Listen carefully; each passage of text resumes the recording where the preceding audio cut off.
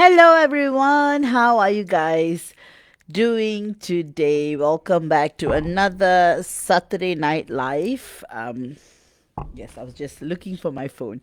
All right. So I hope you guys have been well, and I'm just going to get everyone in.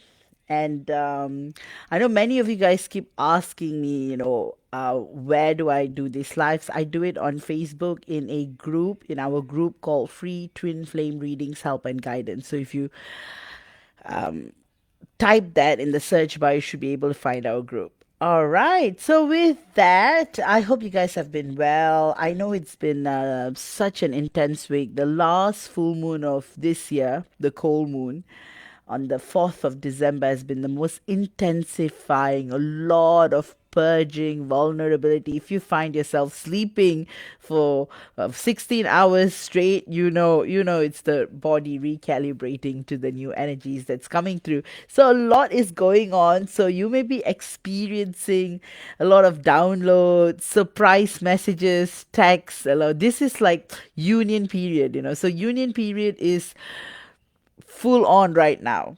So I'm going to make sure I'm on the right group, and then I am going to start our discourse.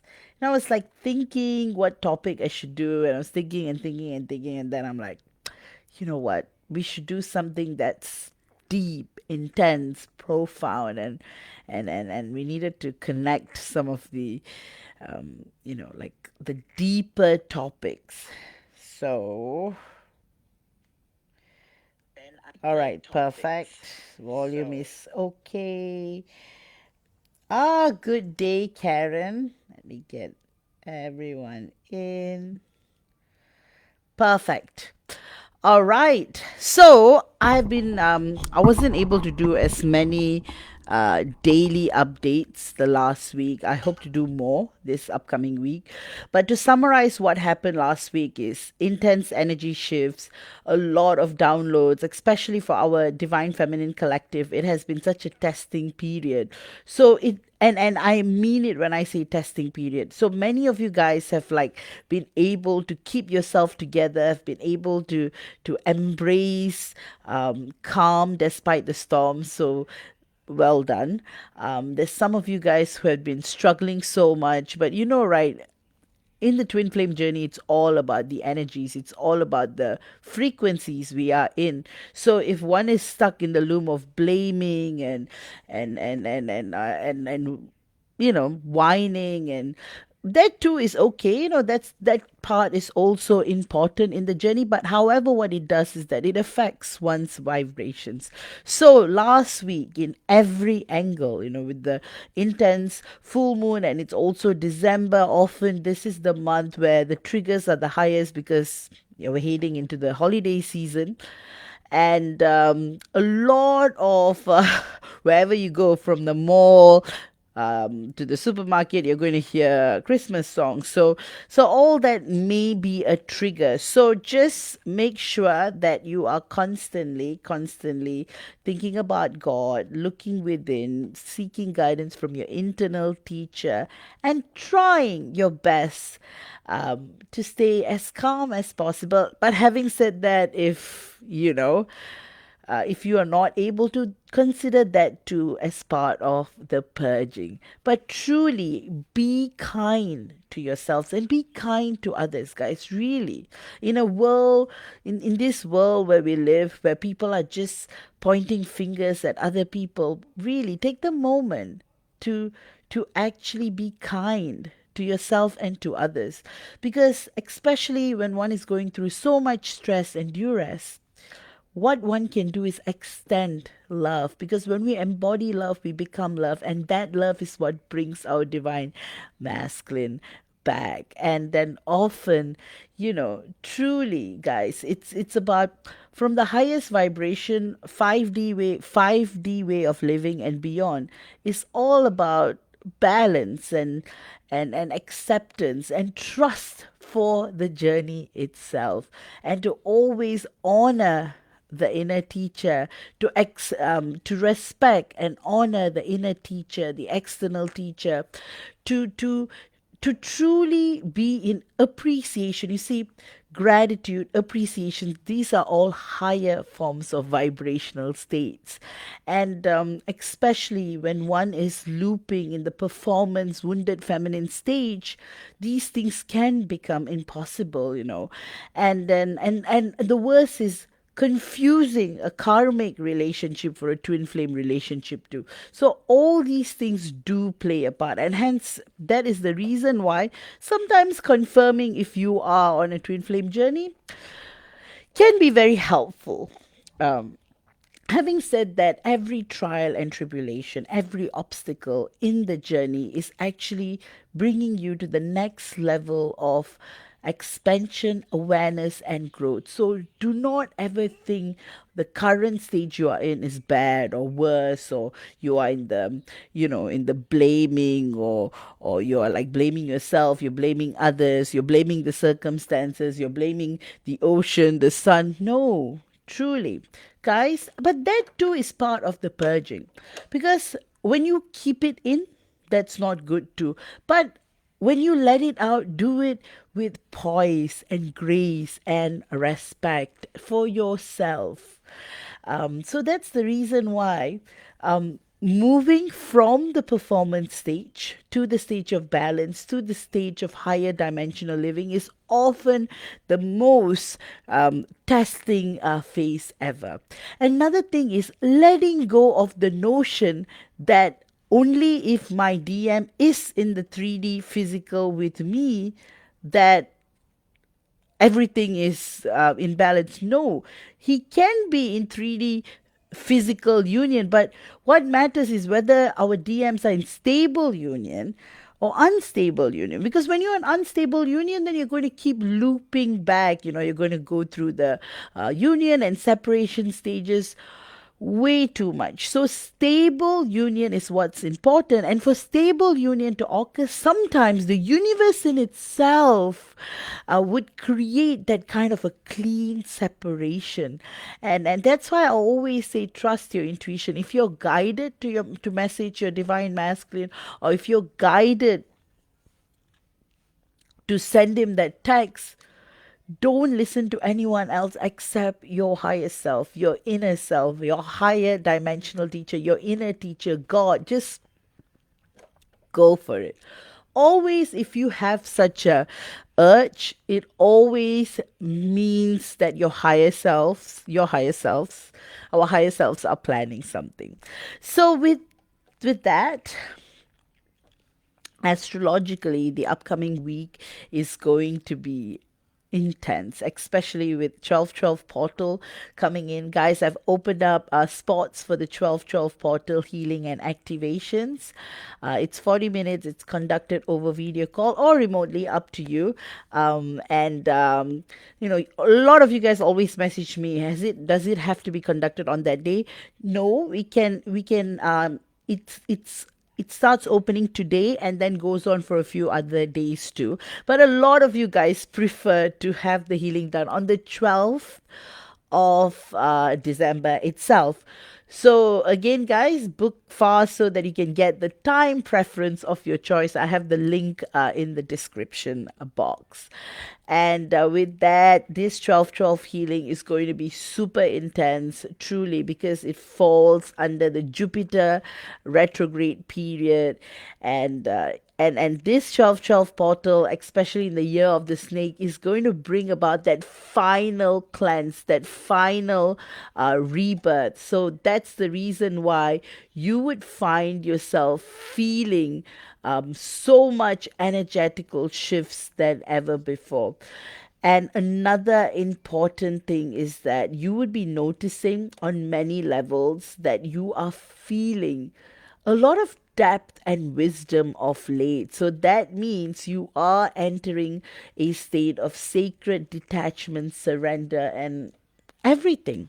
So the energies that are building up to the 1212 portal are amazing, because this healing, this portal is meant to bring your connection to the next level, as we will be working with 12 dimensional energies. So that's why the portal in itself is set to transform you a zillion times more than you will both ever imagine, and that's why I would call this the miracle portal, because it encompasses everything to heal, integrate, empower, and enlighten. And that's why this portal is all about, it's all about the waves, the waves of our union itself. That's why this portal is going to open up heightened 5D communication, activations, downloads, DNA repair via the 1212 portal energies, abundance, luck, and you will also see glimpses of all that you're meant to see, the love that you're missing, the voice, the yearning. And if you're in stable union, it's about getting to the next level. So this 1212 portal healing and activations is for all twin flames. All right. So guys, again, there are only few spots because of the time and scheduling as well. All right, with that, Jupiter retrograde has been very, very intense, and the post full moon energies, I just have to say, it has been so relieving. It has been full of release. I can't even expand on how intense it has been. Many of you guys have been writing to me saying that, wow, this week has been another level of intensity. So, Jupiter retrograde brings about growth. Saturn retrograde is about accountability.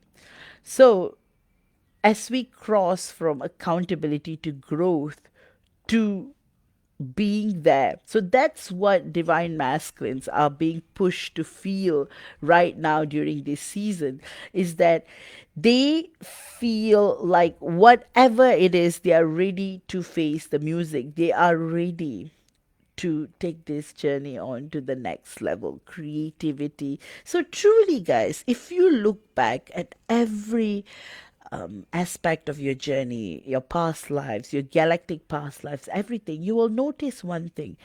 All of it brings you to this moment right now. There is no right or wrong in this journey. Sometimes you may be playing flashbacks where you should have been like, I shouldn't have sent him that message. I shouldn't have turned up to the. Okay, perfect. I think I'm still on. So, as I was saying, why did I do this? Why did I go to the airport to say goodbye to him? Why did I wish that I wanted to see him one last time only to have been told off on the face? Why did I lie to him that I don't like him anymore so that you could still remain friends? Why did I do this? Why did I do that? You will keep thinking about the flashback, the reasonings, sometimes as divine feminines, we may even do things like, just to keep the friendship going. And you know how awkward it might become. You might just pull your feelings in and you might tell something like that to your divine masculine. Oh, I've never loved you before. It was, let's put that past behind. And but you see, our divine masculines are very, very, very sensitive. So whatever we say is going to trigger him anyway, and especially when there is no truth in it, it's going to backfire deeply. And often we always think about what our divine masculine says. What did he say? Like, he said that, but we never think about what we say. Sometimes we may say things that trigger our DM too. So perhaps this is the period for you to actually think about what you have said as the divine feminine that could have made your DM react or respond in that way. So that's why, guys, use this period, because sometimes we just focus on what our DM says. We are too overwhelmed in that moment, but we do not remember what we say. So it's crucial to actually remember it. So as we are also moving towards, as we are moving towards Jupiter retrograde is all about inner awareness as well. Hence why the upcoming week with the 1212 portal energies is just going to be a remarkable, remarkable week. You're going to move a little bit away from the tiredness and fatigue, but if you need to rest, do rest. And also take it easy. It's the end of the year after all. So, celebrate the moments, celebrate the little moments. Sometimes the twin flame journey can make you feel too carried away from the present. So it is vital to pay attention to the moments that matter. So do not get caught up in all of that. Why is my life not like this? So if Instagram is triggering you, get off it. If social media is triggering you, take a pause from it. Sometimes the healthy pause is always good, because you are going to see a lot of pictures of happy couples, families, which is amazing, but at the same time it's also important to go within. So contrary to how December is about a month of socializing, for twin flames, it can be a mixture of both. It is the period to rest before we anchor in the new year. And truly, guys, in 3 weeks, if we are entering 2026, it's going to be very profound. It's the year of the horse. Things are going to speeden up. It's going to be a very, very profound period, truly. That's why, I've been planning out a lot of discourses. I've been spending the time to actually think about. So I really have a lot of exciting discourses that I've lined up for you guys, and trying to film as much as I can. Also in work, end of the year, you know how it is. So truly, guys, it's such an amazing, amazing period to go deeper within. And like I said, when you least expect it, that's when the surprises come in. So you know, without delaying further, we are going to talk about the event horizon of twin flame union, and this is a deep quantum, psychological, and emotional discourse, And again, this discourse is dedicated to what happens inside our body, mind, soul, and quantum field when our divine masculine approaches the point of no return. And literally, what I mean by point of no return is it's exactly when our DM returns. That's why the event horizon is the most pivotal stage in the twin flame journey. And the threshold between the life and the life that it's already forming. So there comes a moment in the twin flame journey when reality bends in subtle and unmistakable ways, where you do not see this moment with physical eyes at first. It is, you feel it in your nervous system. We feel it in the rhythm of our thoughts. We feel it in the tension behind our heart, in the places where our past and future begins to overlap. And this moment does not look like a breakthrough. I don't know if you guys can hear the birds. I think there's a lot of birds in my garden right now. Very good start. Like a breakthrough from the outside. Oh, now they are quiet. All right. It often appears as silence, distance, confusion, or emotional contradiction. Yet beneath everything, something has already shifted. The soul has crossed a line that the ego can no longer control, and this line is the event horizon. The event horizon is not a metaphor, it is the real energetic stage that every one of us twin flame pairs encounter right before physical union. It is the point where the gravitational pull of the connection becomes stronger than the force of resistance. It is the place where our divine masculine begins to crumble mentally, because the truth of the connection is rising faster than his defenses can suppress. It is the stage where, as the divine feminine, we feel pressure in our heart and confusion in our emotional body, because we sense something that has begun moving behind the veil, even if nothing visible has changed. So that's the reason why tonight we're going to explore this space in depth. We are going to look into the collapse of old identities, the activation of soul memory, the emotional unraveling, the quantum convergence. Guys, I'm just going to check the internet because, oops. Okay, perfect. Um, the signals, the psychological fragmentation, and the spiritual precision that defines this moment. So that's why this discourse was created for fellow divine feminines who feel the shift and do not know what it means, and for our beloved divine masculines whose part of the soul is calling him towards reunion while his ego clings to the familiar. So this is the deepest teaching on the event horizon that I have ever created. So, in astrophysics, the event horizon is the boundary around a black hole where the gravitational pull becomes so strong that nothing can escape. So, once something crosses this threshold, the past cannot be recovered, the future becomes inevitable, and there is no turning back at all. So, when we apply this to twin flames, this concept becomes profoundly accurate. There's a moment where one of us, or it's us and our beloved divine masculine, we cross an internal threshold that permanently alters the trajectory of the connection, and this may happen after a long period of separation, after a period of silence, after a painful conflict where he has blocked us or told us off, or showed his angry face, that kind of painful conflict, or after a stage of avoidance, like avoidance.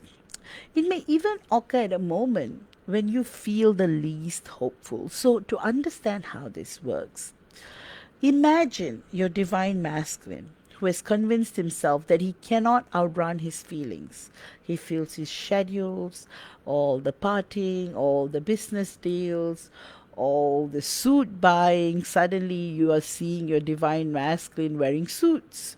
And he was such a t-shirt guy, he would example, he would only wear this red t-shirt all the time, and now he's wearing a suit with a white shirt and a black coat. All this trying to rebrand himself. He attaches himself to logic because he wants to show that, he is no longer who he used to be when he was hanging out with you, and he wants to show that he's trying to revamp himself to someone else he is, like a business magnate or an entrepreneur, or someone, an author, or someone who is very, very successful in what he does. And he can repeat stories like he's not ready, this is intense, or he needs more time, or the shunning of, he never ever likes you, or he's not interested, or he will make you feel like you're not good enough for him, or he will make it seem like he's trying to be better than you. All this surface. That's why on the surface he appears calm, rational, detached, yet angry, right? Yet inside, a quiet war begins to form. He starts feeling you in unexpected moments. Your memory rises at times he cannot control. His body reacts before his mind can reason it away. And he tries to distract himself, right? But the distraction does not soothe him anymore. He senses that something is changing, but he does not understand what it is. And this is the event horizon. His soul has already crossed into a new timeline, even if his ego is still resisting, right? And hence why he's not able to return to the version of himself that existed before he met us. That's why he's constantly trying to. In fact, Sometimes you might even see there could be a level of competition, it's trying to prove something to the world, to get away from that pain. He cannot, because he cannot unfeel the connection or unknow the truth or rebuild the walls that once protected him, and something irreversible has already happened inside him. And then, as divine feminines, we experience the event horizon differently. We feel it as an intensification of intuition, dreams, emotional clarity, or even emotional chaos, right? We will feel our divine masculine's energy growing louder. Um, we can feel our DM thinking about us, feel feel pulled towards him, or that we have even surrendered, a sudden desire for closure, clarity, or peace, like truly like a pendulum back and forth. Because our soul, our part of the soul, recognizes the internal shift in our divine masculine, because our mind may not be able to interpret it yet, and the inevitability of what is coming.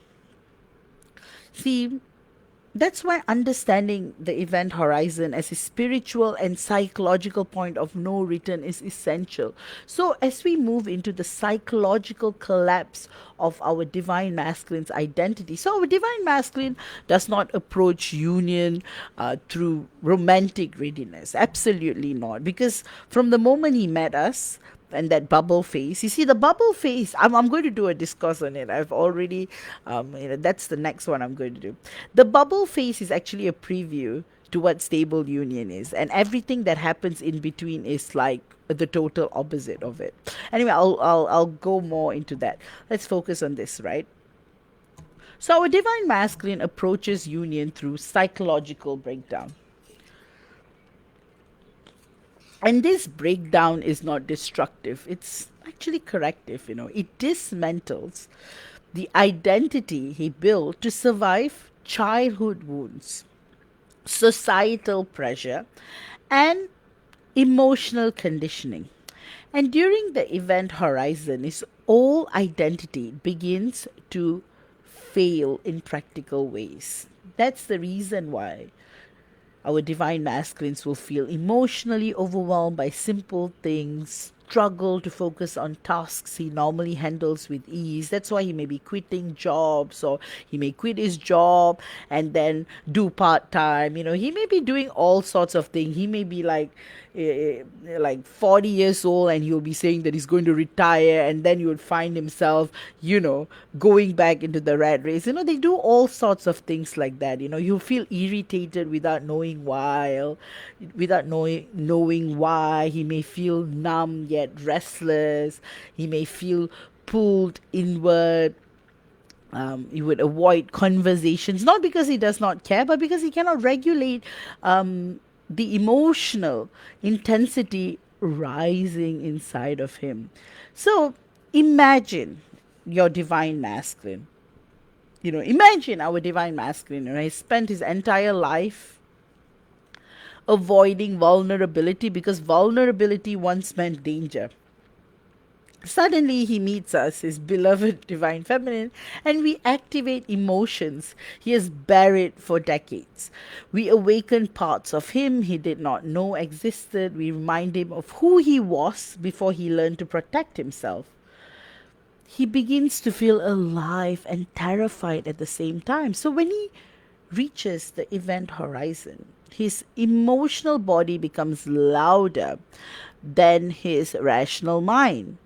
He cannot ignore the truth anymore, and this psychological collapse often appears as coldness. And that's the reason why when he withdraws, he's actually not rejecting us, he's resisting the part of himself that knows we are the truth, the ultimate, the everything, right? So he's afraid of becoming the man he knows he must become to love you properly. So that's why he gets diverted into buying suits instead of internally figuring things out.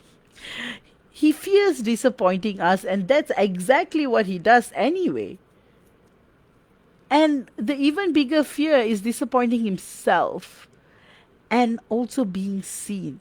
That's why our divine masculine does not fear love, he fears losing control.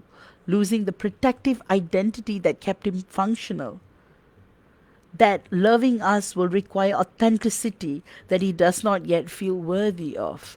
And this is why his behavior becomes confusing during the event horizon.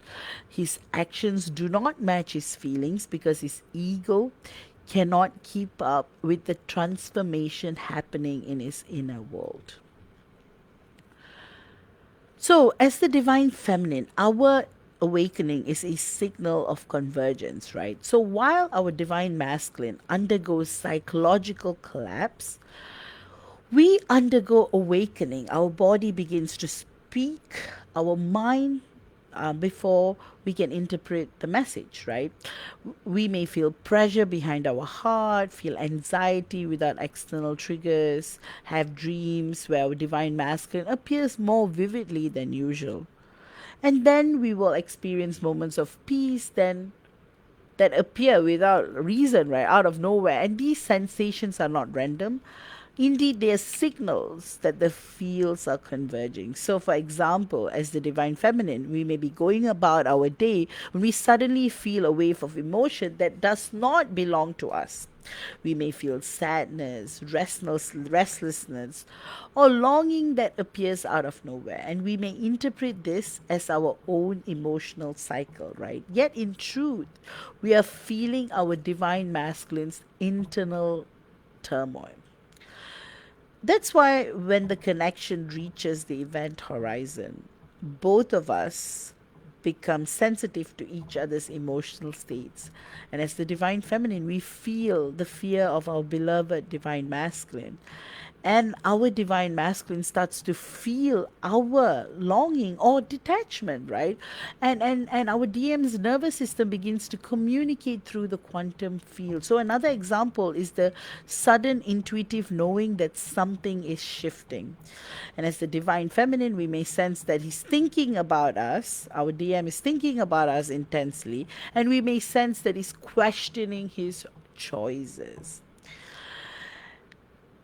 And we will feel that he's preparing to return. And this knowing does not come from fantasy, because at that point, often we are so lost, right? So we don't know where. So it's actually coming from resonance, comes from the third energy becoming active. That's why our intuition heightens, because our body is preparing for the next stage, and our emotional sensitivity increases because our heart chakra is expanding, and our dreams intensify because our subconscious mind is clearing all density. That's why, guys, this stage is uncomfortable, because our soul knows more than our mind can fully comprehend. And we feel the pull towards union while still experiencing the pain of separation. We feel the future arriving before the present has transformed. So, what are the quantum mechanics of the twin flame event horizon? The event horizon cannot be understood without exploring the quantum field, right? So, as twin flames, we exist in a stage of entanglement that transcends physical distance. So, when two particles are entangled, a shift in one creates a shift in the other, even if they are separated by vast space, right? And this principle mirrors the twin flame connection. So that's why during the event horizon, the entanglement intensifies. As twin flames, we begin to move in parallel emotional cycles. And our healing synchronizes, timelines merge, choices affect each other in immediate and invisible ways. And the third energy becomes active and begins to regulate our emotional fields. So, for example, our divine masculine is avoiding his feelings. He suppresses memories of us and tries to distract himself. Um, then one day he feels an unexpected wave of emotion. He feels our presence, our sadness, or strength, or pain. He feels the connection rising inside him, even though he has tried to forget it. This is not imagination. It is the quantum field communicating information between each other. So, another example is as the divine feminine, we suddenly stop feeling anxious without external reason, right? We feel peace in our chest and an inner knowing that everything is aligning. Again, guys, this is not wishful thinking. It is the signal that our divine masculine is experiencing internal clarity, that our emotional fields are resonating. So, quantum convergence also explains why separation feels so painful, because when two entangled fields move out of alignment, the nervous systems of us both experiences disruption, and the event horizon is the moment when the fields begin to converge again after a long period of misalignment, and this convergence creates instability at first, emotional turbulence, spiritual activation, dreams, synchronicities, and intuitive messages. And the energetic pressure increases because the connection is preparing to move from the quantum level into the physical dimension again. So, our divine masculine's fear of becoming his true self is what holds him back, actually. So, the most profound fear that our divine masculine faces during the event horizon is not the fear of love, it is the fear of transformation. Loving us requires him to become the most authentic version of himself, the version that is powerful, vulnerable, emotionally present, and spiritually aware. And this version of himself was buried under conditioning, wounds, and survival strategies. Imagine our divine masculine who has spent his entire adult life believing that he must be logical, responsible, and emotionally contained to be respected. And then he meets us, whose presence awakens emotions he cannot control. He feels alive and exposed at the same time. That's why he tries to run. But running no longer provides relief. He feels alive and exposed at the same time, right?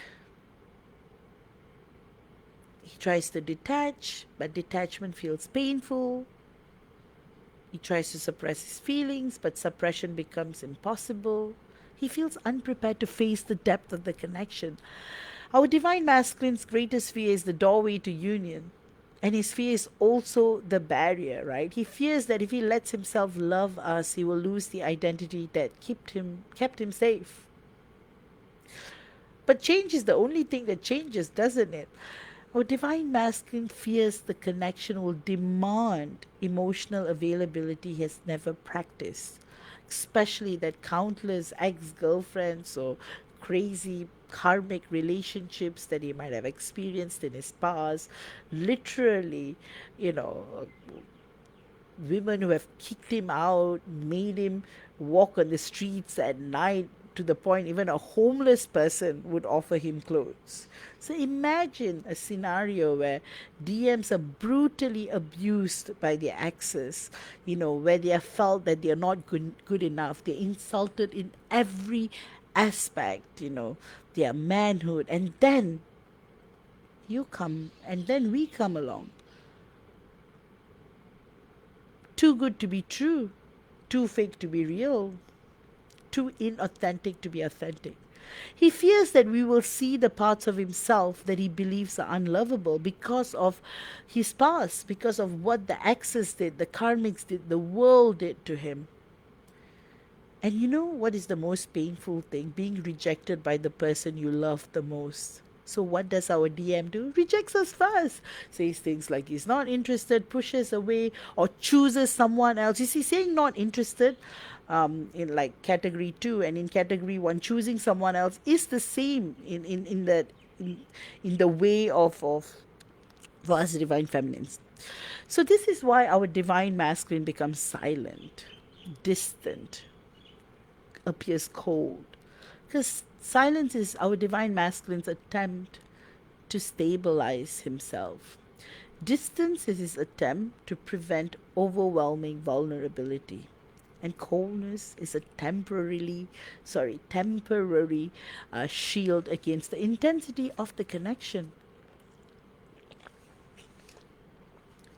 Yet, none of these strategies work because the event horizon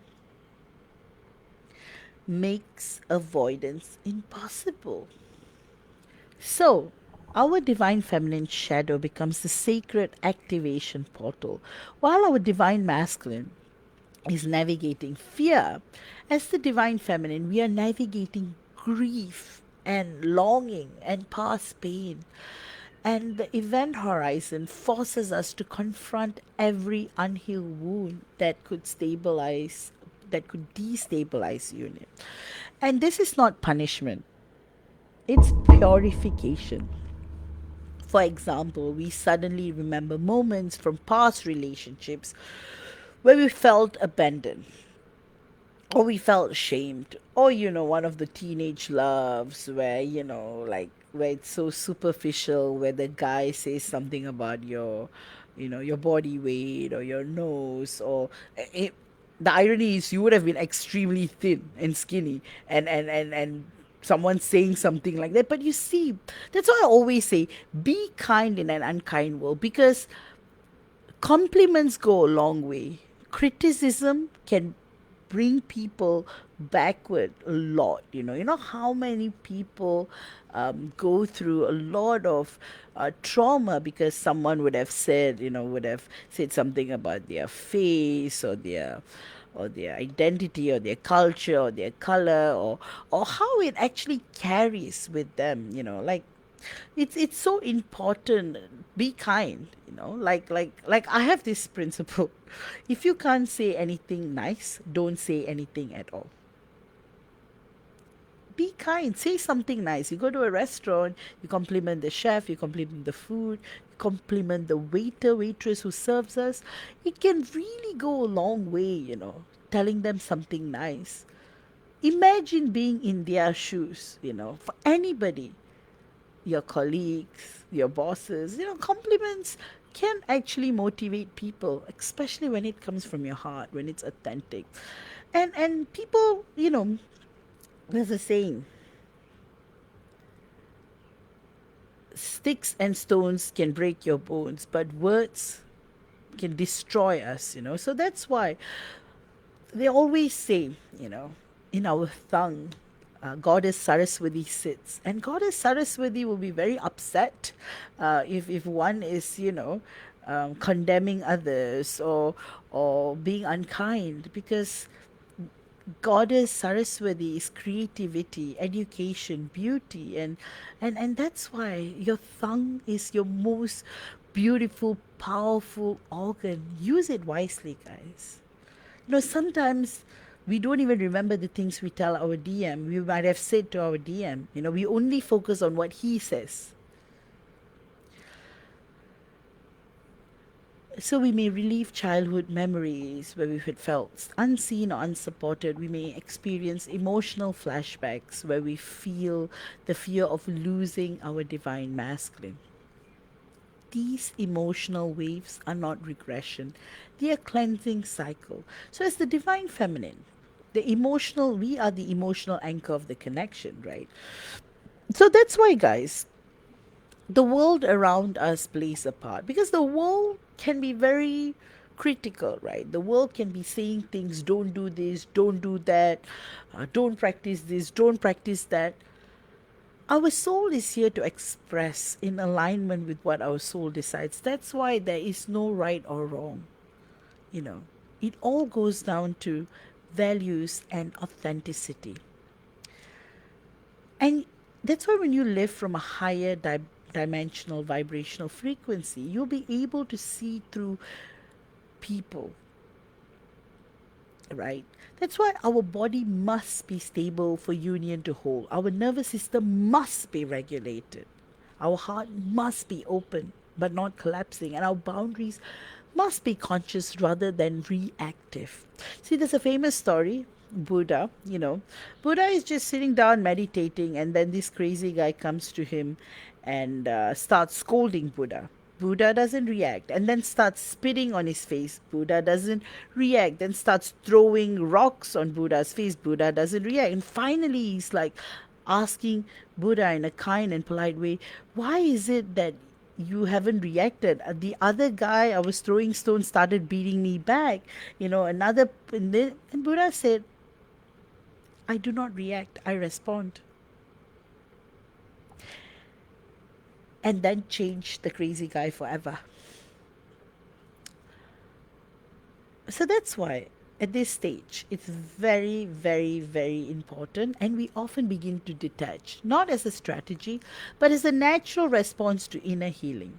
We stop collapsing into longing or even waiting for our DM. This event horizon part is when we are like, as it is, total surrender to God. Like,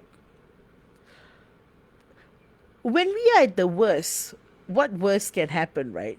Like, when you're in a state where it cannot get worse than that, that's why the twin flame journey is awakening, liberating. That's why we don't need our DM to validate us anymore, our worth. We begin to return to ourselves, to stabilize our identity without losing love. And this stability signals to the divine masculine that the connection is safe. And this stage can feel lonely because we feel our divine masculine approaching at a soul level while still experiencing distance at a physical level. We may doubt our intuition, fear being delusional, yet our soul continues to whisper that something real is unfolding. So, the ego death that occurs during the event horizon is gradual and painful for our beloved divine masculine. His whole self does not disappear all at once. Instead, it dissolves layer by layer. He questions everything he once believed about himself, confronts parts of himself he tried to hide, revisits choices he made from fear. He feels emotional intensity he cannot ignore. And this ego death often begins with exhaustion. He feels tired of pretending, holding everything together, living a life that does not align with his soul, going to the gym every day and running and damaging. I mean, I'm not saying running damages knees, but exerting physically, which is fine, going to the gym and exercise, but overdoing it because he wants to numb the pain he feels within. This exhaustion is not physical, it's existential. His soul is pushing him towards authenticity. And next comes emotional flooding. He begins to feel everything at once, and that's when the stalking begins. He starts to stalk our social media. He tries to find out from mutual friends, or tries to, that's why divine masculines are advanced beings technologically. They know what they are doing. Or they will learn, all right? Because he feels guilt, sadness, longing, fear, and desire all at once. And these emotions overwhelm him because he does not know how to regulate them. He becomes silent because he does not trust his voice, distant because he needs space to process, becomes introspective because he realizes that something inside him is shifting.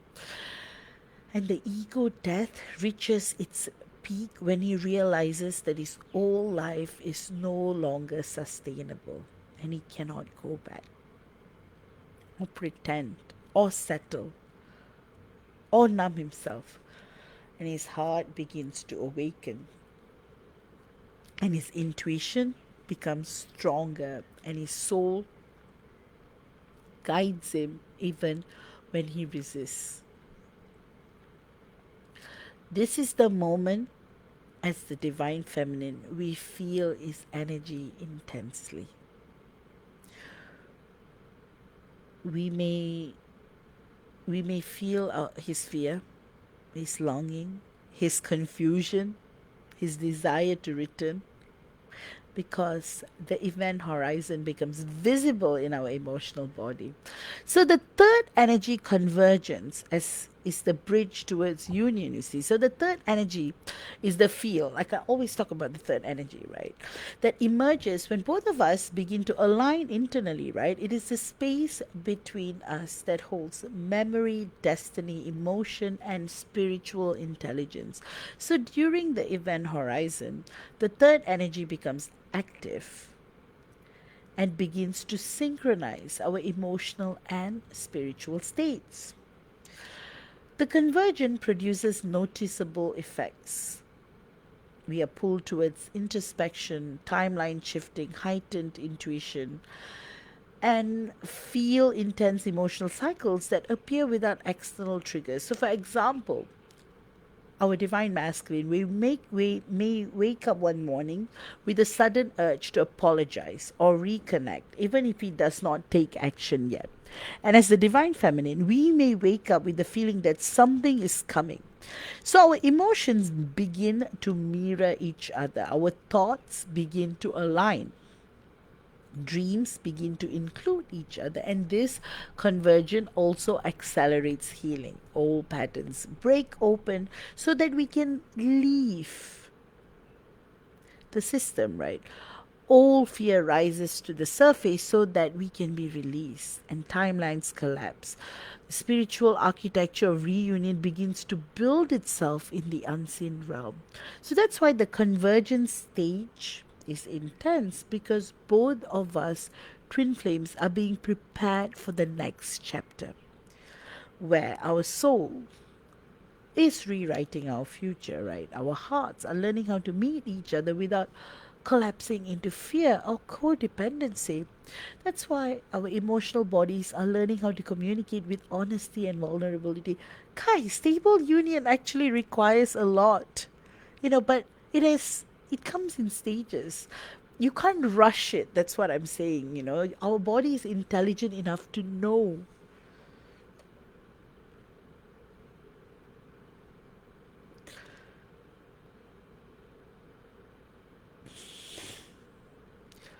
That's why the event horizon becomes irreversible when our divine masculine realizes that he cannot return to the emptiness he once used to tolerate. The numb that he cannot numb his feelings anymore, or silence his heart, detach from us divine feminines, his beloved divine feminine, or feel drawn to us in moments of weakness and in moments of clarity. Our presence becomes the only place where his soul feels at home. So in this stage, he often begins to notice synchronicities. He will start to see our name, constantly dreaming of us, thinking of us in random moments, feeling pulled towards memories of the connection, regret of past choices, playing back moments where he had hurt us, and then hope rising within him. These signs are not coincidences, they are actually activation. So that's why the point of no return does not mean he returns immediately. It means that his return is already forming. His internal resistance begins to weaken, and his soul begins to guide him. He's part of the soul. And his heart begins to open in ways he did not expect. So, at this stage, as divine feminines, we may feel an unusual sense of calm. We may feel that something is aligning even without proof. And this is like evidence that the connection is entering a new phase. And we'll feel guided to focus on ourselves because we are preparing for the next chapter, right?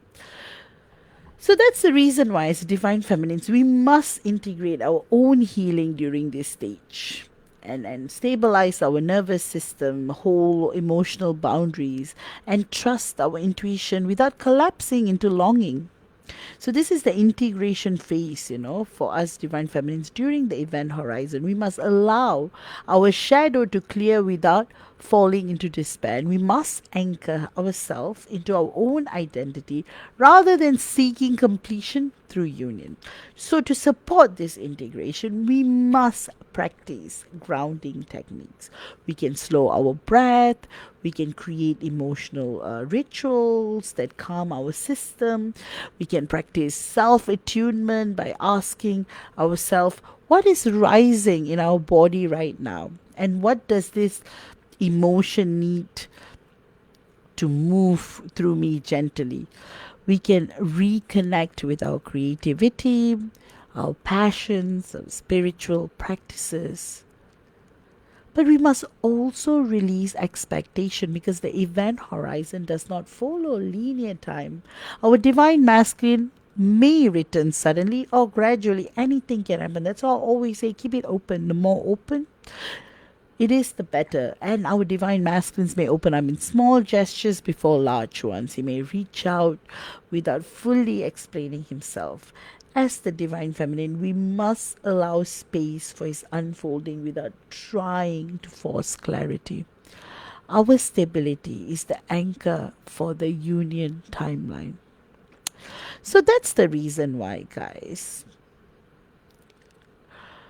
when we pass the event horizon, the descent into union begins, and this descent is not dramatic. It's subtle, steady, and spiritually guided. Our divine masculine begins to soften, communicate with sincerity. He takes responsibility for his past behavior, reveal his emotions more deeply. Most importantly, trust the connection. That's why this descent also transforms us divine feminines. We become more receptive, grounded, confident in our own intuition. We become capable of receiving love without fear. We become ready to meet our divine masculine, not from longing but from wholeness. And during the descent into union, as twin flames, we begin to create a shared emotional field, and this field becomes strong enough to hold vulnerability, love, honesty, and spiritual intimacy. The past no longer dominates because the future begins to form through conscious choice. Union becomes the natural outcome rather than a distant dream. That is the reason why the event horizon is the stage where the connection becomes inevitable. It is the space where our part of the soul takes over the journey. It's the moment where our divine masculine begins to move towards us divine feminines, even if he has not yet found the courage to express it. It is the portal where, as divine feminines, we prepare to hold the next chapter without losing ourselves. That's why the event horizon is the promise that union is forming beneath the surface. It's the signal that the connection is entering its next timeline. It is the truth that the soul has already chosen the path. That's why we cannot force this stage or miss it.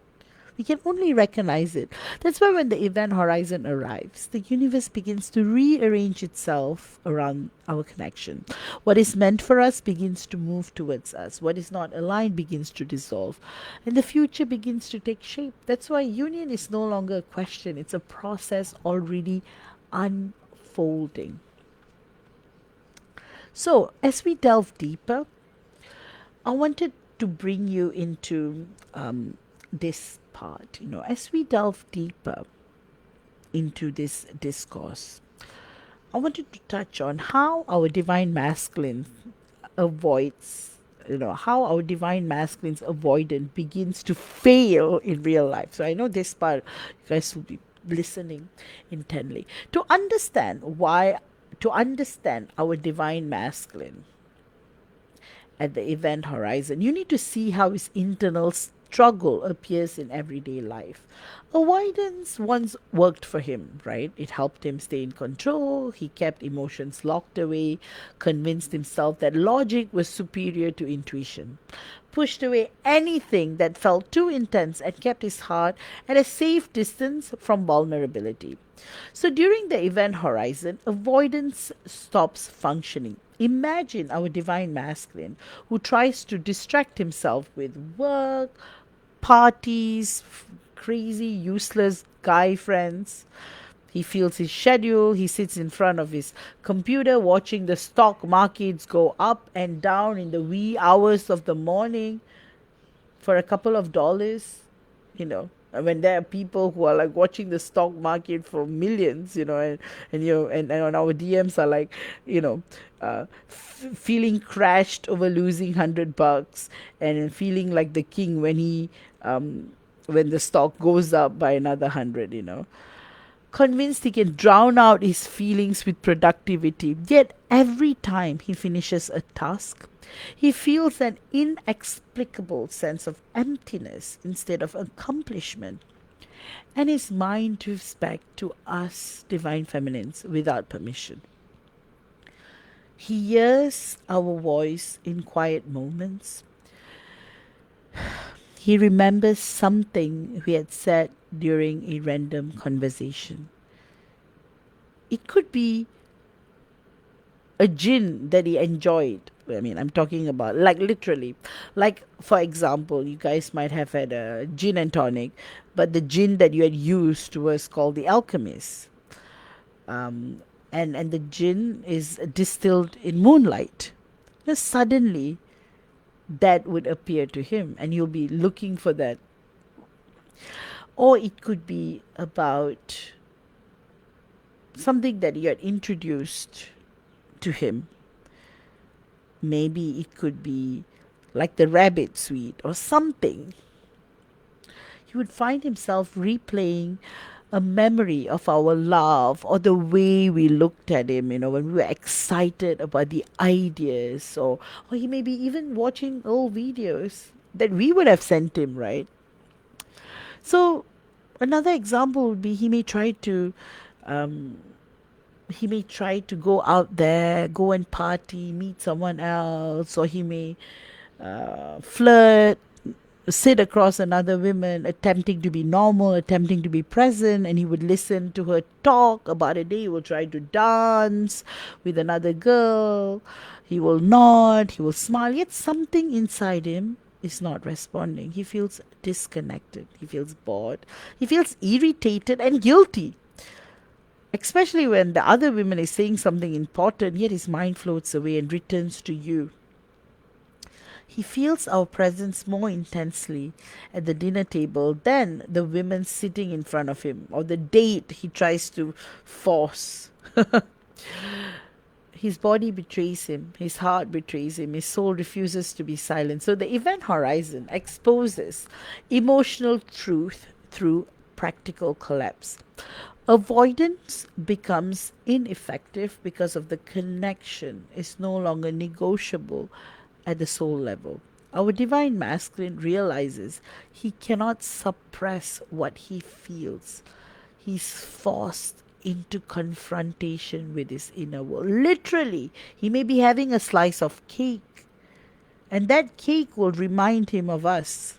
It could be a carrot cake, it could be a cheesecake, and the frosting, handmade, whipped for like hours so that he can have the perfect carrot cake or banana fritters, with an ounce of cream. How, as the divine feminine, we feel our divine masculine's fear in our own body? As the divine feminine, we are the emotional barometer of the connection, right? We detect our divine masculine's internal shift long before he articulates it. So during the event horizon, our nervous system becomes hyper attuned. We may wake up one morning with a sense of unraveling, even though our day has not yet begun. We may feel heaviness in our chest that does not belong to us. We may cry suddenly without a clear trigger. And these emotions are not ours alone. Our body is translating our divine masculine's fear into sensation.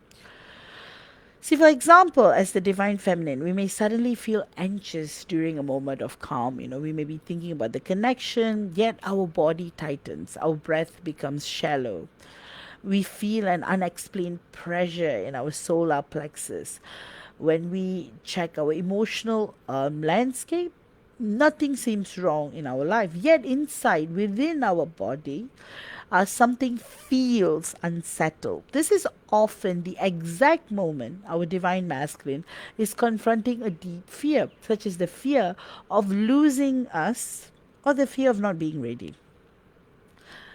Another example would be like we might suddenly feel a wave of longing that does not match our current emotional stability. We have surrendered, focused on ourselves, we are grounded, yet we feel a sudden, powerful urge to reach out. And this urge is not actual longing, it's a psychic signal, Our divine masculine is thinking of us intensely, and our emotional resistance is dropping, and his part of the soul is moving towards us, and our body receives the signal before our conscious mind can interpret it. This sensitivity is not a burden, it's a sign that the fields are aligning. As the divine feminine, when we feel emotions that fluctuated wildly before, we are not unstable. We are translating our divine masculine's inner collapse into something deeper. And the event horizon activates timelines. Old wounds, memories, and patterns rise to the surface in both of us. And these emotional flashbacks do not revisit the past to punish us, they revisit the past to clear it. Our divine masculine may suddenly remember moments where we are abandoned or humiliated in childhood, right? Where he was abandoned or humiliated in childhood. This could have been his first rejection when he was a teenager. This memory may appear while he's at work, in a car, or in the shower, or on the plane. He may remember the guilt of disappointing someone he loved. He may remember being told he was never enough. He may remember feeling so in love with his younger brother's friend for her to reject him brutally, and that made him go crazy, but that was only preparing him for the twin flame relationship. Oh well, oh well, oh well. He may feel unworthy without knowing why, and these emotional reactions are not triggered by us divine feminines. These are triggered by the soul preparing him for union. So, as the divine feminine, we experience emotional flashbacks quite differently.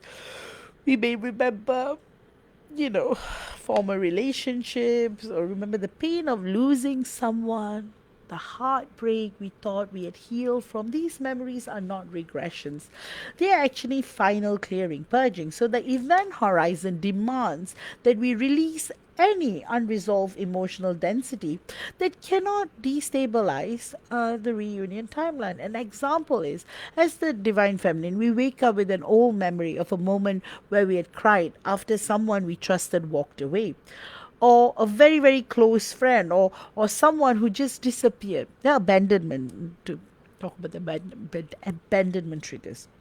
We wonder why we are remembering this now, because we fear we are falling backward, right? Yet in truth, our system is clearing the last remnants of abandonment energy to prepare us for a connection where we do not need to fight for love.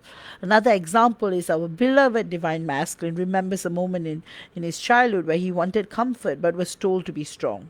Maybe he was the eldest brother and he had two sisters and a younger brother, and he needed to lead. So, he remembers his throat tightens, he feels shame, he feels fear. He realizes that vulnerability was never safe for him. The memory rises now because loving us requires him to become emotionally open.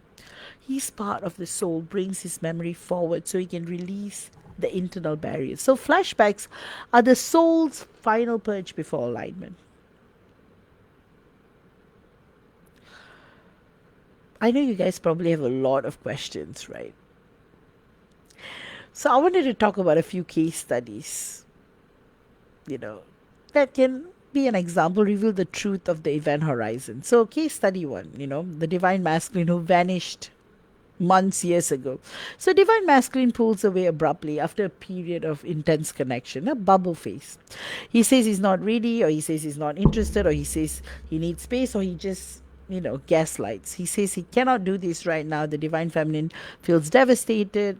She cries, surrenders, focuses on her own healing. Months, years pass. At first, he feels relief. He tells himself disconnecting was the right decision.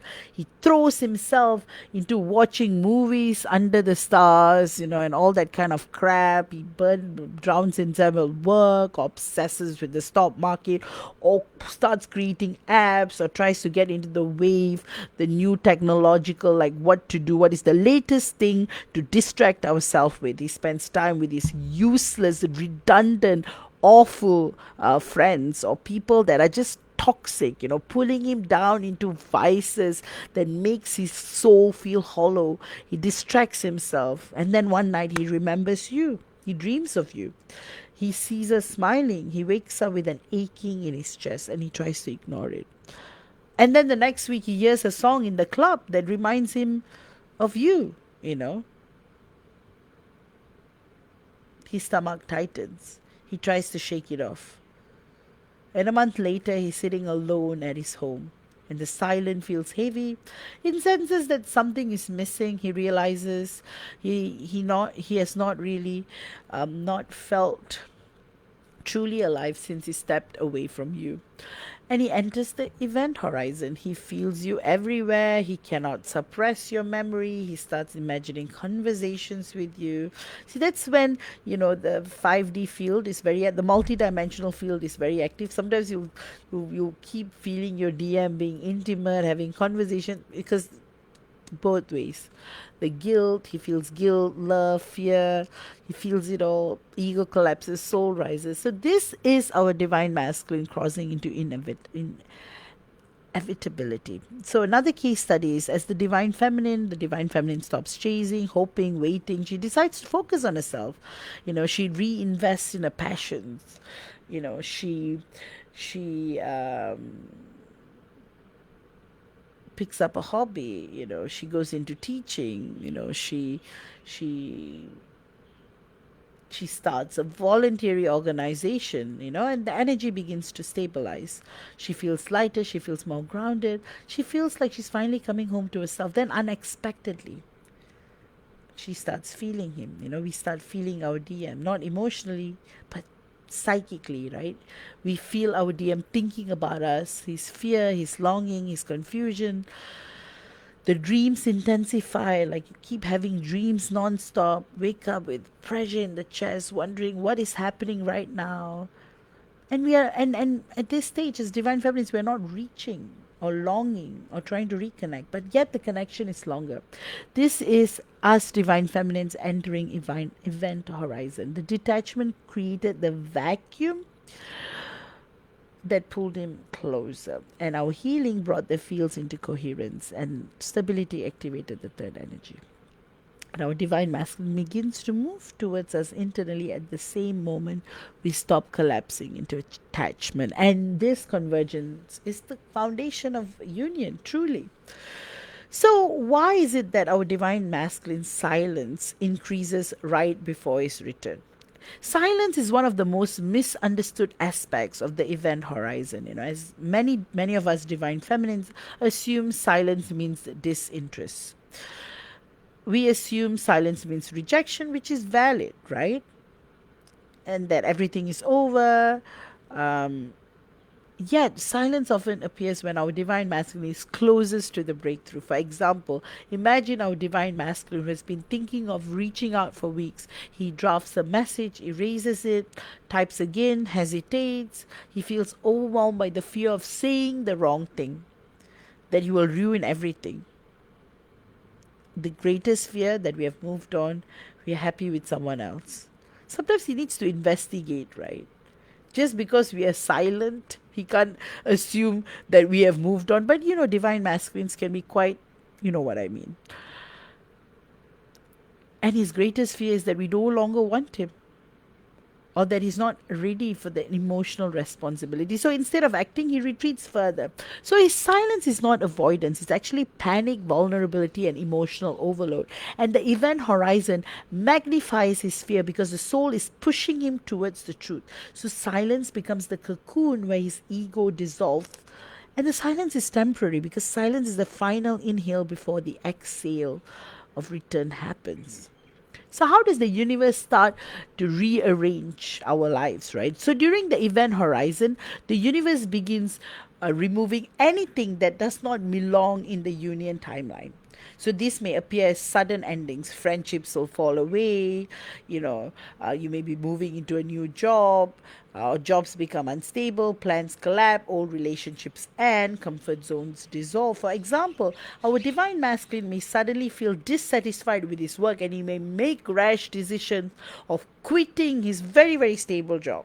Or he may feel that his career is misaligned and he would want to retire, and he may be like I said, in his early 40s, only to go back part time or contract or whatever. He may feel pushed to evolve. He may experience conflict in his environment, and these disruptions are not punishments, they are realignments. As the divine feminine, we may feel drawn to so many new things.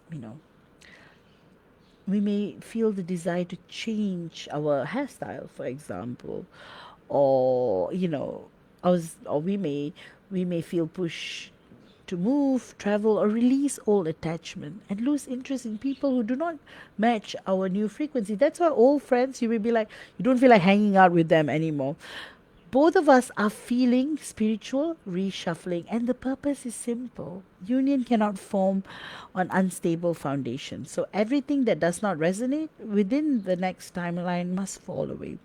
So our divine masculine's internal monologue at the event horizon, a deep example from inside his mind is he will sit alone at night, scrolling on his phone,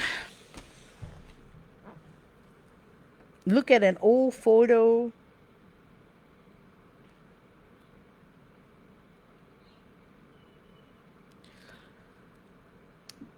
his breath tightening. He may feel something warm in his chest, something painful and soft at the same time. He will think why he cannot forget us, or why does everything remind him of us, or that he felt safest with us, yet he ran. All the times, where you were like, how do I fix this? What if she hates me? He will start thinking about all this. What if what if do we still love him? What if he's not ready? What if he loses us forever? His thoughts loop, his fears rises, his art aches, ego dissolves, soul speaks louder.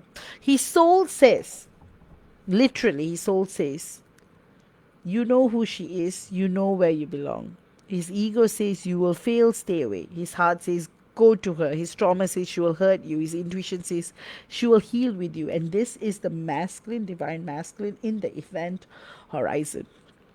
His internal world is a battlefield between fear and destiny. And as the divine feminine, our internal monologue is that we sit in a room with waves of sadness. If we have healed so much, yet we've surrendered and we are not trying to reach him, yet something rises. We think, why am I feeling this now? Why do I feel him again? Why does my heart feel heavy? What is happening in his life? Why do I feel like he's scared? Why is he on my mind after weeks of peace? Is he coming back? Is this the intuition of longing? And our soul whispers, this is alignment. Our intuition whispers, is awakening. Our fear whispers, do not get hurt again. And our shadow whispers, you're still vulnerable. And our higher self whispers, stay grounded, you're nearing the threshold. So this dual monologue reveals the synchronicity of the event horizon. We are thinking of each other at the exact same moment, right? We are both afraid, longing, changing, and entering the field of inevitability. So what happens right before he comes forward? Right before our divine masculine returns, several internal events occur. He reaches emotional saturation, cannot suppress anymore, cannot distract himself anymore, And he will not be able to deny the connection either. That's why he may go silent, withdraw from others, become introspective, reconnect with his spiritual side, and may question the purpose of his life. Existential crisis, guys. And he will begin rehearsing what he wants to say. Magic moment. Imagine seeing us again, apologizing to us, explaining himself, and he feels awkward. Divine masculine's favorite words are like awkward, awkward. This is awkward. This is weird. You're too much. All that will play back. He feels fear and desire at the same time. He feels pulled into the future. He feels pushed out of the past. When he comes forward, it may be simple, a message, a phone call, or a chance encounter or a planned encounter.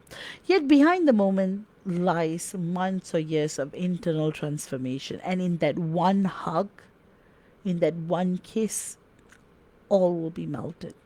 His soul has been preparing himself for this approach long before he acts.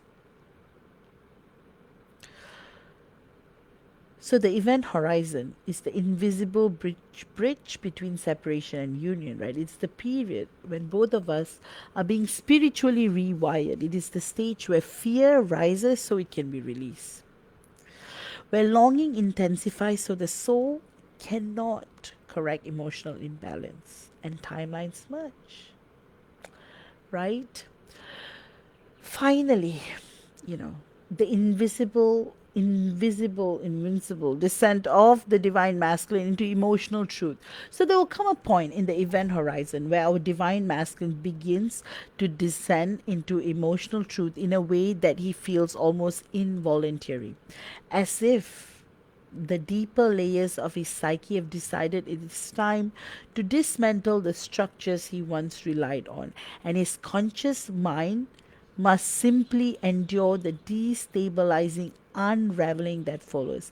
This descent does not happen through a single moment of clarity.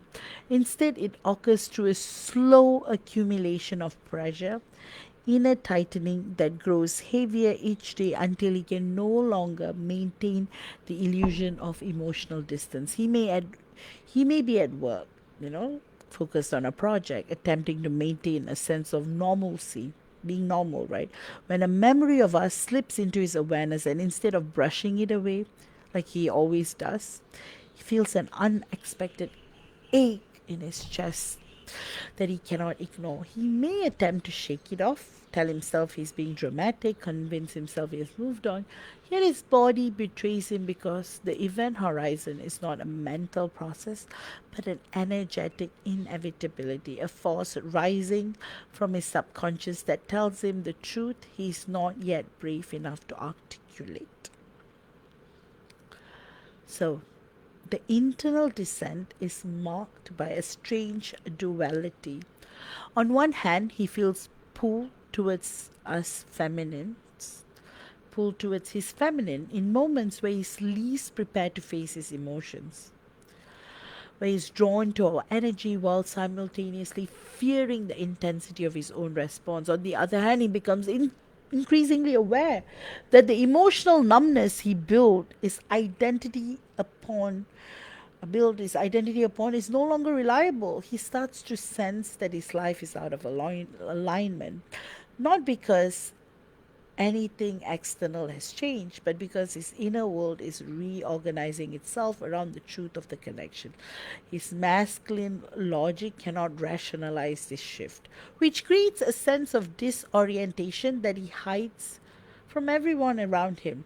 So, this confusion is not immaturity, it is the slow collapse of emotional armor that once helped him survive but now prevents him from stepping into the version of himself his soul has always known he was meant to become. So, why is it that as divine feminines we become hyper empathetic right before union? So, as our divine masculine descends, as the divine feminine, we ascend into heightened sensitivity.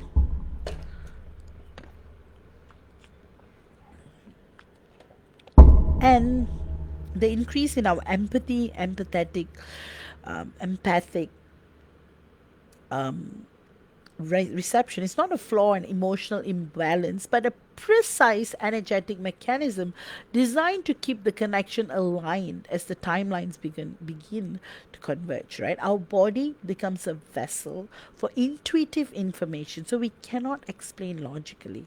And we may find ourselves overwhelmed by sensations that do not match our current reality, which often leads us to question whether we are regressing or imagining things. Yet every sensation we experience serves a purpose. Our heart may beat faster at random moments because our divine masculine is encountering emotional truth. And our breath may become shallow because he's wrestling with fear. And our mood may shift abruptly because our divine masculine's internal world is oscillating between desire and avoidance. And this empathic attunement becomes especially intense at night or during periods of stillness because the mind is quiet and the nervous system is more receptive. We may lie in bed feeling a pressure in our chest, a sense of anticipation we cannot name, or a grief that appears without warning. These emotions are not signals of our own instability, these are expressions of our divine masculines shadow attempting to surface. Our system becomes a mirror that reflects his internal conflict, not because we must carry it for him, but because the soul bond allows us to sense what is rising in his field because he can consciously reorganize it himself. This heightened sensitivity prepares us for the emotional reality of the reunion. Truly, when you're in separation, you are not quite prepared for union, until it happens. Because it teaches us how to remain steady even when energy around us fluctuates and strengthens our capacity to hold the third energy once it stabilizes.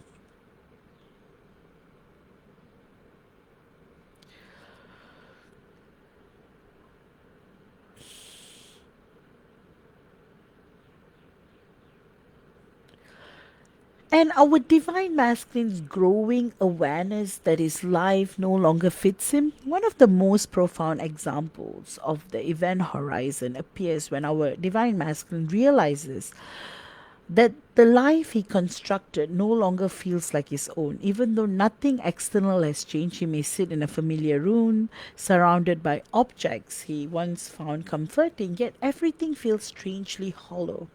He may interact with friends he's known for years and feel a disconnect he cannot articulate. He may continue with routines that used to bring him satisfaction and discover they now feel meaningless. These experiences are not signs of depression or confusion, but indications that his inner identity is outgrowing the container of his old life. So imagine our divine masculine who once believed that emotional detachment made him strong. He prided himself on being logical and practical. He built a life anchored in predictability. He chose relationships that felt safe and shallow, whatever he calls safe, because they required no vulnerability. And as he enters the event horizon, that emotional architecture begins to fracture. He starts feeling emotions in moments that once felt empty. He starts longing for connection in spaces where he used to prefer solitude. And he begins to see that the relationship he chose out of safety cannot support the man he's becoming. He realizes that the emotional numbness he once considered strength is actually a barrier to authentic connection. This realization does not produce immediate action. Instead, it produces internal tension. He feels trapped within the life he knows and the life he feels forming beneath the surface. He may resist this awareness. He may try to cling to old timelines because the unknown feels overwhelming. Yet, the more he resists, the heavier the pressure becomes because the event horizon does not allow him to remain unchanged.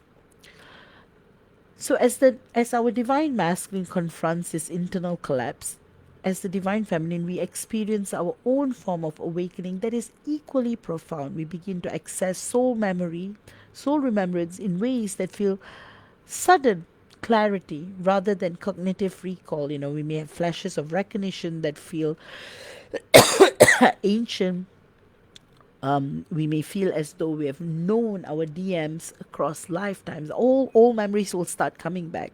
Even though our mind cannot piece together the exact details, our soul memory activation often appears through dreams, flash forwards, intuitive downloads, emotional surges that do not correlate with physical events.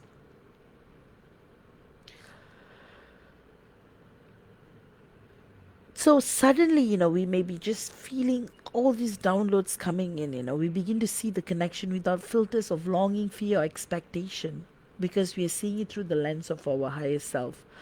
So, how does the universe begin removing everything that cannot move into union? So, one of the most dramatic examples of the event horizon is the external collapse of structures in our lives. And this collapse is not chaos, but precision, a deliberate removal of anything that would interfere with the next chapter. And our divine masculine may suddenly lose interest, in everything.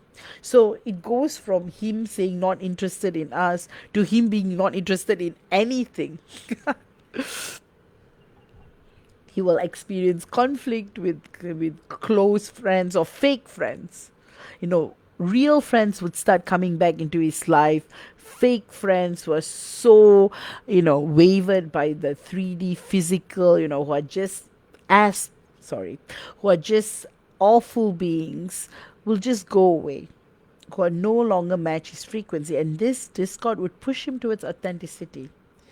He may feel compelled to end relationship that once provided comfort because he realizes he cannot emotionally present himself.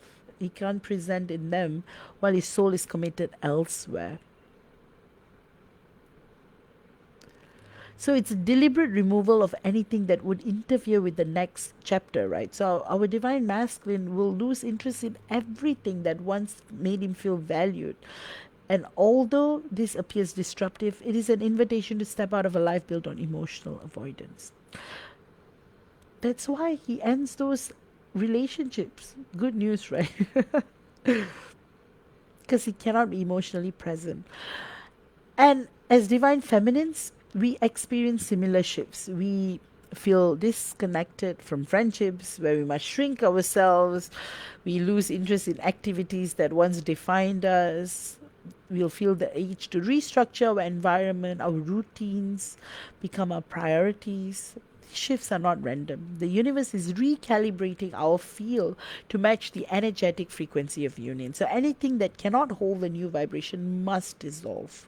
So, in more advanced examples, the universe orchestrates synchronistic events that brings us into closer resonance. We may see repeating numbers, encounter reminders of each other in unexpected places, feel guided to visit locations that hold energetic relevance.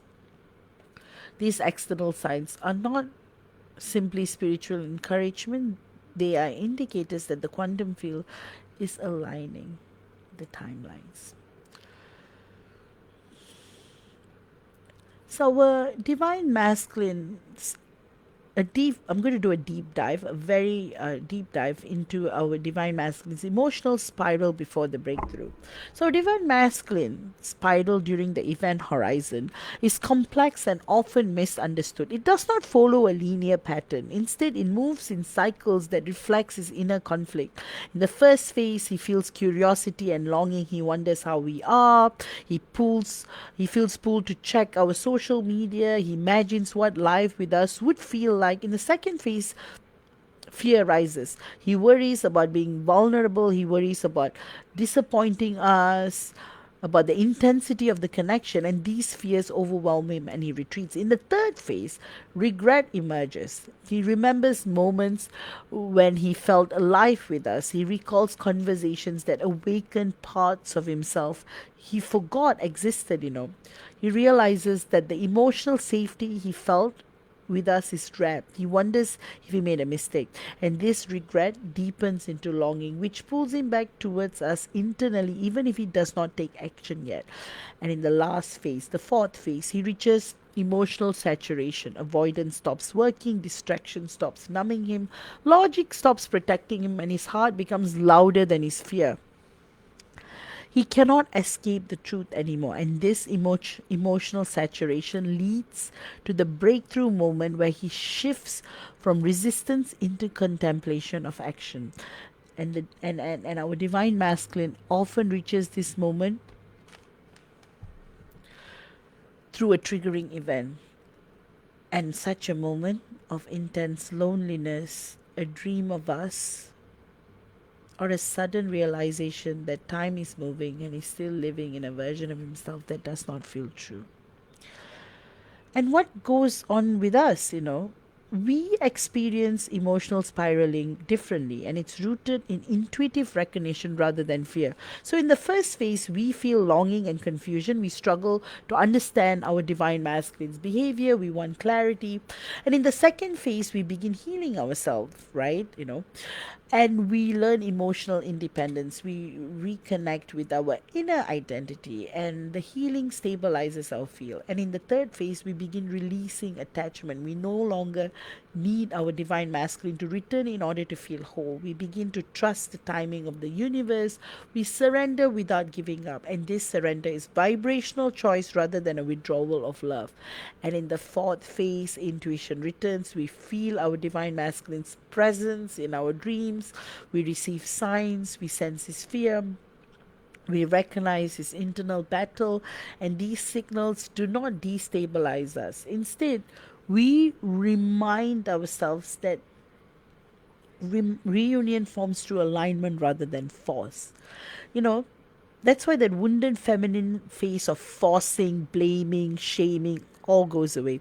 Our breakthrough occurs when we realize that we do not need to reach for him. We only need to hold our field steady, and our stability signals to our divine masculine that the connection is safe. And then the final internal path, internal push that brings our divine masculine forward. So, right before our divine masculine comes forward, there's a final internal push that feels like a spiritual contraction.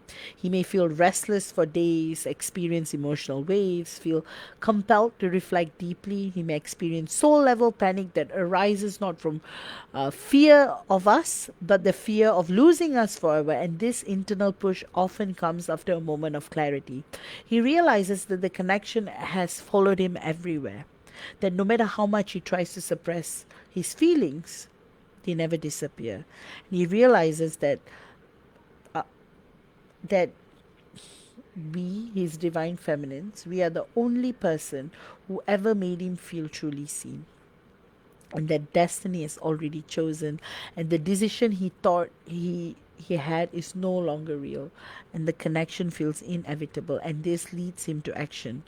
And this is exactly when he plans a message, an apology, and he may think how to express his vulnerability for the first time in years. He may feel overwhelmed, yet he knows he must act. And this is the final convergence of ego and soul. And this is the moment where he exactly returns. So, the event horizon as a cosmic mechanism of transformation. So, the event horizon is the stage where we are transformed not through conscious choice alone, but through cosmic orchestration. It is the period where the soul becomes louder than the ego, where the emotional body becomes wiser than logic, where destiny becomes stronger than fear, guys. And it is the moment that prepares us for a reunion built on authenticity, emotional truth, and spiritual alignment. With that, I conclude my discourse. I know this is so long. I didn't think it would be so long.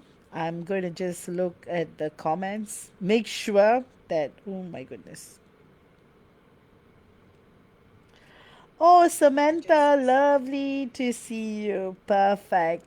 So let me look at. All right. So I'm going to delve right into channeling so that I can wrap up. All right. So I've got Irene. Irene's question is.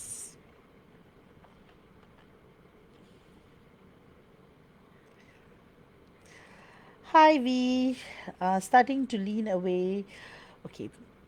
She's starting to lean away from the TF journey. She's still with a third party who she loves. Not sure how she's ever supposed to come back to.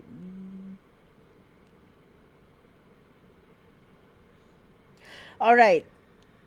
Irene, I know this feels like a total testing period. Irene, I know it feels very, very much. Truly, this is the period for you to take a step back and to totally surrender to any thought or feeling that comes from within. This, you're being anchored in by your guides, by the universe, to actually focus inward, to go inward, because everything seems impossible now, but deep down you know your higher self is signaling to you that things are going to change, even though your twin flame may be with someone else, but you know that is going to change. And you may feel like everything is against you, but the truth is everything is unfolding to your advantage, Erin. So the messages that I am getting is that things will change, and what you're feeling is the last bits of pain and all, and it's all going to shift. And truly, Erin, hang in there. Things are going to get better, one step at a time. Take a deep breath in, and usually when the journey hits this point, it's when everything is going to change. The messages that I'm getting from your twin flame is that she wants you to hold on, and she says she's acting bonkers and she doesn't know what she's doing, and she truly, truly wants you to know that she's coming back. But at the same time, she wants you to be happy and at peace, and she wishes you all the love in the universe beyond and forever. And she says that you are the best thing that has ever happened to her, and she will always value it. She says she feels deeply disconnected to a higher self and a multidimensional self, but she's working there, and she says that she's not happy in whatever situation she is in right now, and she says that she feels the love that you are sending her, and she's truly, truly grateful for that. And Irene, God wants you to stay strong, to hold on. Things are going to get better. Sending you so much love, beautiful. Things will get better. With that, I hope you have enjoyed this channeling. And guys, I'm going to wrap up the discourse for this week. And guys, I've opened up spots for the 1212 portal healing and activations. You can book via the link. Again, guys, it's a 40-minute via video call live healing one-on-one conducted by me. So the earlier you book, you'll get the time slot of your choice. So I highly recommend this 1212 Twin Flames rare multidimensional portal healing and activations for miracles, union, connection, and enhanced communication. And for those of you who want to work with me, you can book the special first time Twin Flame psychic guidance consultation. It is done over video call one-on-one by me. So you can ask me all the questions you want during our session. And for those of you returning, you can book the 1 hour Ask Me anything you want via the Akashic Records Cosmic Guidance, Psychic Guidance session as well. I highly, highly recommend soul realignment, blocks, and restrictions clearings part 1, 2, and 3. Deeply, deeply, deeply recommend. And if you guys, the Divine Masculine fragment healing and etheric space clearing is a hit as well. So if you guys want to book in for that, the Emerald Heart and Sapphire Mind Synchronization Star Healing is also highly, highly recommended. And of course, the heart chord recalibration and soul memory awakening, healing, and activation is also such a hit amongst twin flames. So do check that out. And the chakra mirror activation for divine masculine, divine feminine balance, that's also very good healing. And of course, the Phoenix Gate soul purge and monadic flame retrieval healing is also highly recommended. And for those of you who are struggling with timelines, the timeline anchor for monadic twin flames is also highly recommended. With that, guys, wish you all the love in the world, wish you all the joy in the world. And things are hard, but remember, guys, be kind. In a world where you can be anything, be kind, and kindness goes a long way. And truly, empathy is like the final stage, like truly the pre union stage, when you can hold yourself together, when you can be show so much empathy, and when you can care and love unconditionally, that's exactly when your DM returns, the wounded feminine phase does happen, but sometimes it's time to cross that to, performance and blaming and worrying is not going to get you. But that too is a stage where you should honor it too. But sometimes you need to surrender to God. You need to surrender to the world. You need to flow. All right. With that, love you all. Sending you so much blessings, and I'll see you all again next week. Love you all. Take care and bye bye.